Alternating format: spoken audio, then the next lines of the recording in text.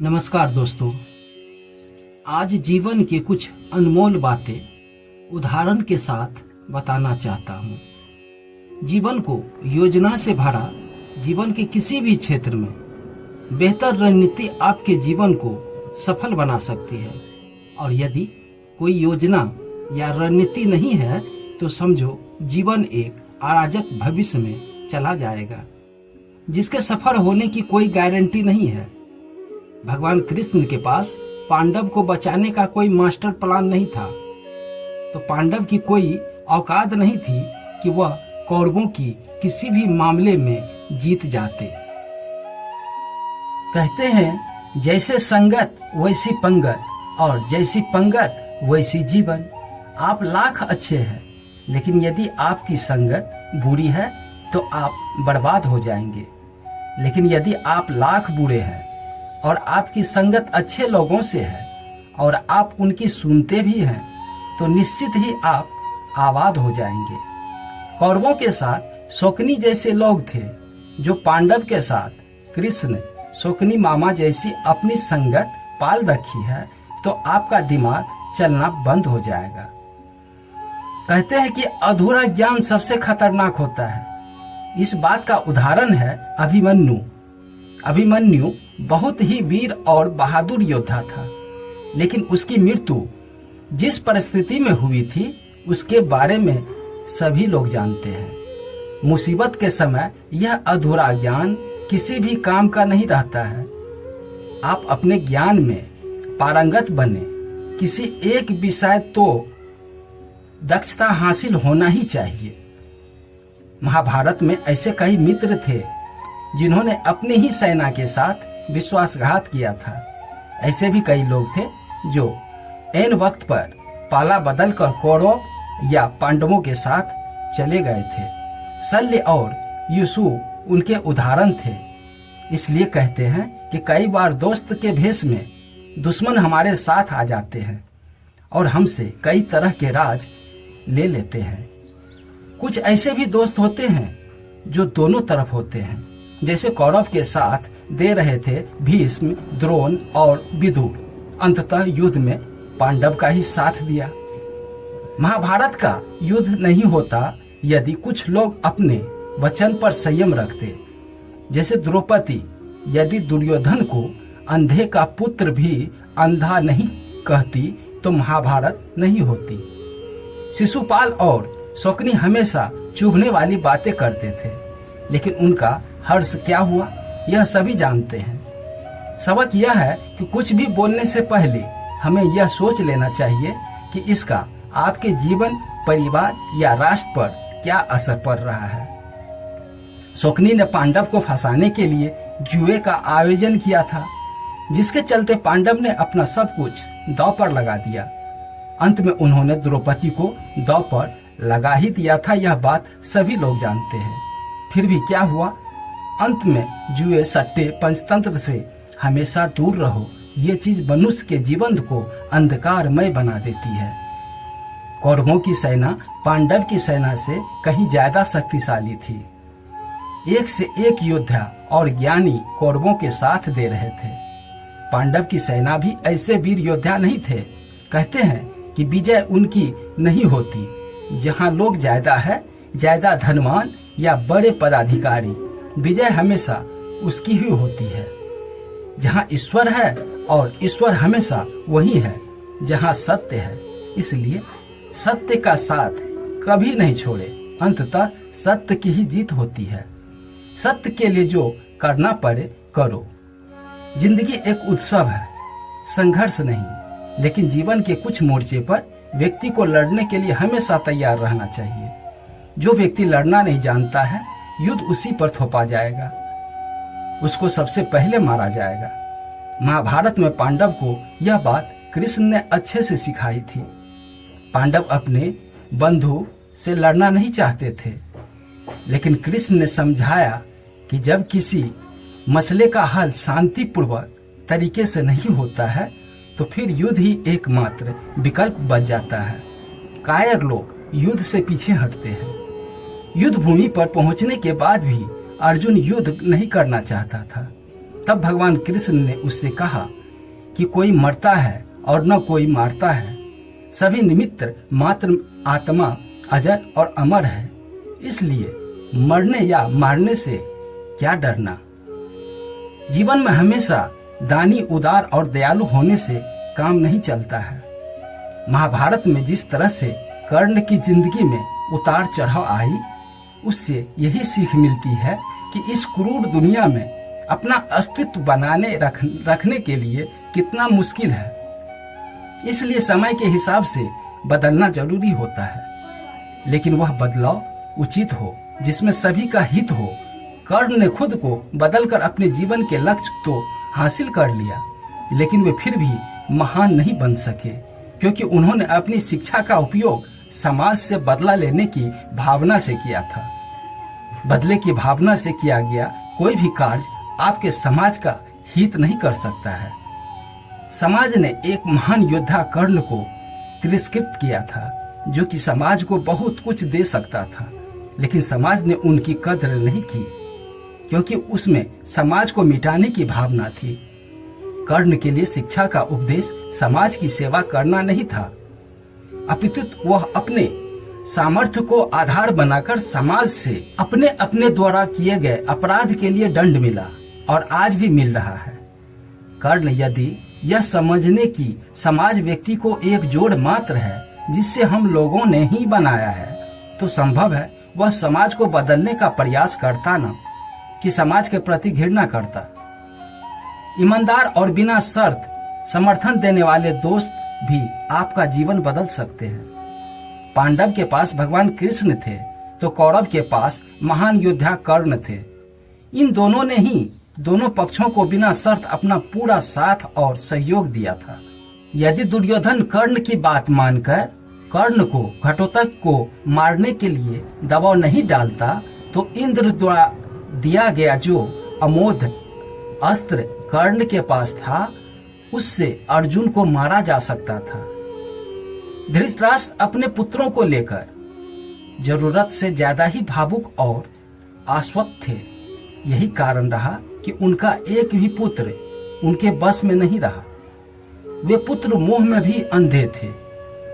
इसी तरह महाभारत में हमें ऐसे भी कुछ पात्र मिले जो कि अपनी भावुकता के कारण मूर्खहीन सिद्ध होते हैं। जरूरत से ज्यादा भावुकता कई बार इंसान को कमजोर बना देती है और वे सही गलत का फर्क नहीं कर पाते हैं। कुछ ऐसा ही भी हुआ था महाभारत में। धृतराष्ट्र के साथ जो अपने पुत्र मोह में आकर सही गलत का फर्क भूल गए थे।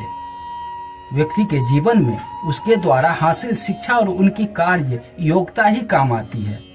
दोनों के प्रति एक लव जैसा जुनून होना चाहिए, तभी वह हासिल होती है। अगर आप अपने काम के प्रति जुनूनी हैं, तो कोई भी बाधा आपका रास्ता नहीं रोक सकता है। इंसान की जिंदगी जन्म और मौत के बीच की कड़ी भर है। यह जिंदगी बहुत छोटी है, कब दिन गुजर जाएगी आपको पता भी नहीं चलेगा। इसलिए प्रत्येक दिन का भरपूर उपयोग करना चाहिए। कुछ ऐसे भी कर्म करना चाहिए जो आपके अगले जीवन की तैयारी की हो। ज्यादा तो ज्यादा कार्य करो। घर और कार्यालय के अलावा भी ऐसे कार्य करो जिससे आपकी संतानें आपको याद रखेंगे। गीता यही संदेश देती है कि हर पल ऐसा कार्य करो जो जीवन को सुंदर बना दे। अपनी इस अच्छी स्थिति, बैंक बैलेंस, संपदा, सुंदर रूप और विद्वान का कभी भी अहंकार मत कीजिए। समय बड़ा बलवान होता है। धनी, ज्ञानी, शक्तिशाली पांडव ने वनवास भोगा। अति सुंदर द्रौपदी भी उनके साथ वनों में भटकती रही। समय के खेल निराले हैं। जिस अम्बा का जीवन भीम के कारण बर्बाद हो गया था, उसने शिखड़ी के रूप में जन्म लेकर भीम से बदला लिया था।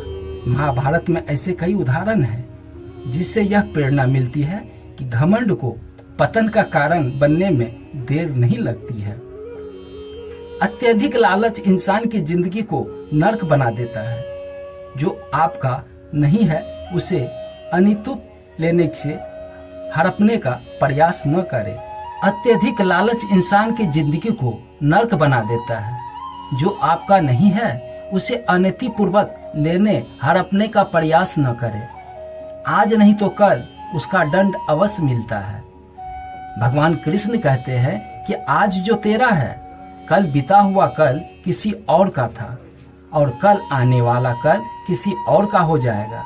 अंततः तू संपत्ति और वस्तुओं से आसक्त मत पाल, यह तेरी मृत्यु के बाद यही रह जाएगा। अर्जित करना है तो परिवार का प्रेम और अनंत अर्जित कर जो हमेशा तेरे साथ रहेगा। शिष्य के आप पुत्र को ज्ञान देना माता पिता व गुरु का कर्तव्य है, लेकिन सिर्फ ज्ञान से कुछ भी नहीं हासिल होता है। बिना विवेक और सद्बुद्धि के ज्ञान अकस्मात यह विनाश का कारण ही बनता है। इसलिए ज्ञान के साथ विवेक और अच्छे संस्कार देने भी जरूरी है। हमने ऐसे कई व्यक्ति को देखा है जो तो बड़े ज्ञानी व्यक्ति हैं और तंबू या खंबू किसी जंगल में धुनी रमाकर बैठे हैं। उनके ज्ञान से न तो परिवार का हित होना है और न ही समाज का। ऐसे लोगों को कहते हैं अपने मियाँ मिट्ठू, खुद लिखे और खुद बांटे। यह जगत या व्यक्ति जैसा है वैसा कभी दिखाई नहीं देता है, अर्थात लोग जैसे दिखते हैं वैसे होते नहीं हैं, चाहे वह कोई भी हो। महाभारत का हर पात्र ऐसा ही है। छिपे हुए को जानना ही व्यक्ति का लक्ष्य होना चाहिए, क्योंकि ज्ञान ही व्यक्ति को बचाता है। भगवान कृष्ण के ऐसे कई योद्धा थे जो छिपे हुए सत्य को जानते थे।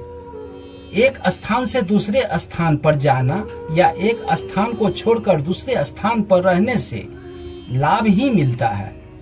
पांडव को हस्तिनापुर छोड़कर 2 बार जंगल में रहना पड़ा और अंत में उनको जब खांड प्रस्थ मिला तो वह वहां चले गए। इसी तरह भगवान कृष्ण को भी कई बार मथुरा को छोड़कर जाना पड़ा और अंततः द्वारिका में बस गए। कई बार लोगों को व्यापार या नौकरी के लिए दूसरे शहर या देश में जाना पड़ता है। जीवन हो या युद्ध, सभी जगह गोपनीयता का महत्व है। यदि आप भावना में बहकर किसी को अपने जीवन के राज बताते हैं या किसी व्यक्ति के समाज विशेष पर क्रोध या कटाक्ष करते हैं तो आप कमजोर माने जाते हैं। किसी प्रकार की चिंता करना मन को अशांत रखता है। व्यर्थ की भय को पालते रहने से मृत्यु आसपास ही मंडराने लगती है। मौत तो सभी को आनी है, फिर चिंता किस बात की है। कोई पहले मरेगा और कोई बाद में। चिंता का मुख्य कारण मोह है। महाभारत को पढ़ने से हमें यही शिक्षा मिलती है कि चिंता मुक्त जीवन सबसे बड़ी दौलत होती है। एक विचार लो, उस विचार को अपना जीवन बना लो, उसके बारे में सोचो, उसके सपने देखो, उस विचार को जियो। अपने दिमाग, मांसपेशियां, नसों, शरीर के हर हिस्से को उस विचार में डूब जाने दो और बाकी सभी विचार को किनारे रख दो। यही सही सफल होने का तरीका है। खुद को कमजोर समझना सबसे बड़ा पाप है। सबसे बड़ा धर्म अपने स्वभाव के प्रति सच्चे होना। खुद पर विश्वास करो। जो आगे हमें गर्मी देती है हमें नष्ट भी कर सकती है। यह अग्नि का दोष नहीं है। मस्तिष्क की शक्तियां सूरज की किरणों के समान है। जब वह केंद्रित होती है चमक उठती है। इससे पहले कि सपने सच हो आपको सपने देखने होंगे। उनका कहना है कि व्यक्ति को सपने देखने चाहिए। कुछ नया करने की उमंग हमेशा बनी रहनी चाहिए। अगर हम सपने नहीं देखेंगे तो जीवन में प्रगति नहीं हो पाएगी। शिक्षण एक बहुत ही महान पेशा है जो किसी व्यक्ति की चरित्र, क्षमता और भविष्य को आकार देता है। अगर लोग मुझे एक अच्छे शिक्षक के रूप में याद रखें तो मेरे लिए यह सबसे बड़ा सम्मान होगा। उन्होंने शिक्षा को हमेशा ही बहुत महत्व दिया। विज्ञान मानवता के लिए एक खूबसूरत तोहफा है। हमें इसे बिगाड़ना नहीं चाहिए। उनका मानना था कि विज्ञान का सदुपयोग होना चाहिए। विज्ञान से बेहतर कुछ हो ही नहीं सकता। विज्ञान का उपयोग विकास के लिए होना चाहिए, विनाश के लिए नहीं। तब तक लड़ना मत छोड़ो जब तक अपनी तय की हुई जगह पर न पहुंचो। जाओ, यही अद्वितीय हो जाएगी। जिंदगी में एक लक्ष्य रखो, लगातार ज्ञान प्राप्त करो, कड़ी मेहनत करो और महान जीवन को प्राप्त करने के लिए दृढ़ रहो। सफलता हमेशा असफलता के स्तंभ पर खड़ी होती है, इसलिए किसी को भी असफलता से घबराना नहीं चाहिए। यदि कभी झुकने की नौबत आ जाए तो वीरों की तरह झुके। दोस्तों, ये सारी बात पसंद आई हो तो चैनल को सब्सक्राइब करके रखें। मैं इसी तरह का ज्ञानवर्धक बातें लेकर रोज आता हूँ और आपका हिम्मत और हौसला बढ़ाता रहूँगा।